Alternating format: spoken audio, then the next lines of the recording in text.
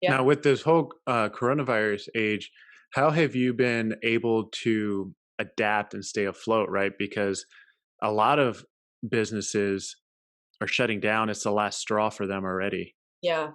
Yeah, and it's tough because I've met the one thing that's happened the past year, year and a half is I've met quite a few restaurant people and we've all become very close, which has been wonderful, but it's also sad and heartbreaking because I know some that are very, very close to closing.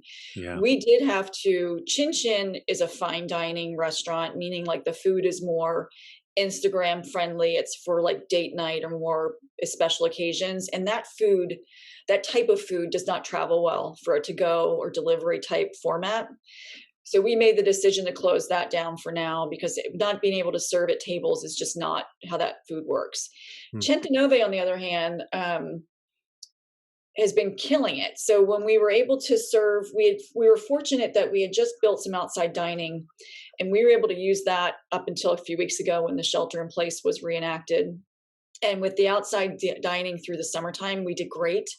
We were actually able to hire everybody back, and then some. We were very That's busy. awesome. Yeah, it was great. So now that we're back to this shelter in place and we're not allowed to see people, we've contracted again. I've got very few people on staff. I'm there a lot now helping during the day.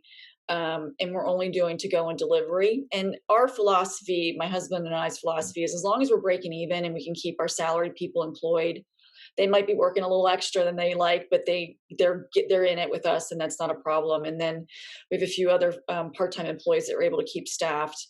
So we just basically contracted the staff down to very few. It's like bare minimum, Mm. and we're making it work. We're doing okay. We're keeping the doors open and the lights on, and everything's fine. And we've got a good base of following. We also just recently changed our point of sale system, which enables our customers, as you know, because you fixed our website, Yeah, they can yeah. now order online through our website, which is great. So we've been doing some things to make it easier for our guests to get to us as well, Hmm. which has been great. So these are all things we're doing that are helping us survive. Yeah. So on LinkedIn, I post pretty regularly, right? And I talk about from a digital marketing expert perspective on how you can support local businesses, restaurants, I mean just you name it, right? And but the way I my advice is coming more out of how to improve their online presence, Sure. right? From digitally.